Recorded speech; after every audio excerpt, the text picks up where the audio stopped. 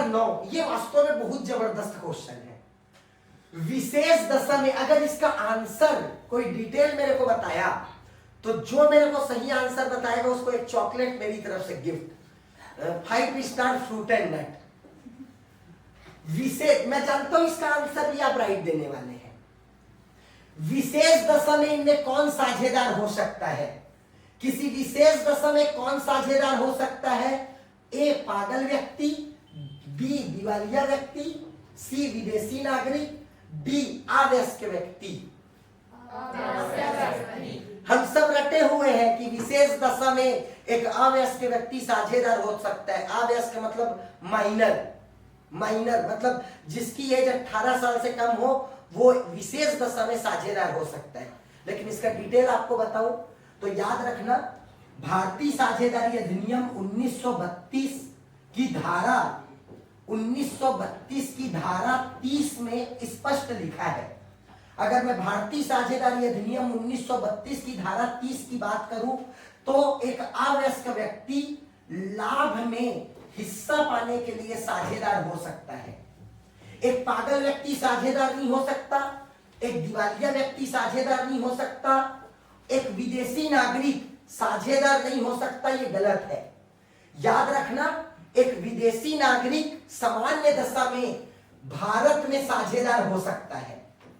एक विदेशी नागरिक सामान्य दशा में साझेदार हो सकता है, बस सही आंसर है वो शत्रु देश का नागरिक ना हो। अगर ये क्वेश्चन को मैं सही पढ़ूं, अगर मैं आपसे एक क्वेश्चन कर दूं कि विदेशी नागरिक साझेदार हो सकता है कि नहीं, तो एक सामान्य दशा में विदेशी नागरिक साझेदार हो सकता है, बस वो शत्रु देश का नागरिक ना हो, मतलब हमारे दुश्मन देश का नागरिक ना हो। लेकिन विशेष दशा में वो साझेदार नहीं हो सकता, विदेशी नागरिक। अब सवाल आता है पागल व्यक्ति और दिवालिया व्यक्ति साझेदार हो सकता है कि नहीं? तो याद रखना, ये पागल व्यक्ति और दिवालिया व्यक्ति साझेदार नहीं हो सकते, रटे हुए हैं हम। लेकिन इसका एक्चुअल मतलब क्या है पता है? भारतीय अनुबंध अधिनियम, भारतीय अनुबंध का मतलब होता है समझौता। भारतीय अनुबंध अधिनियम 1900, भारतीय अनुबंध अधिनियम 1872 की धारा 11 में स्पष्ट लिखा है कि कौन कौन व्यक्ति समझौता या अनुबंध करने के योग्य है। याद रखना, साझेदारी का जन्म अनुबंध से होता है, साझेदारी का जन्म समझौते से होता है।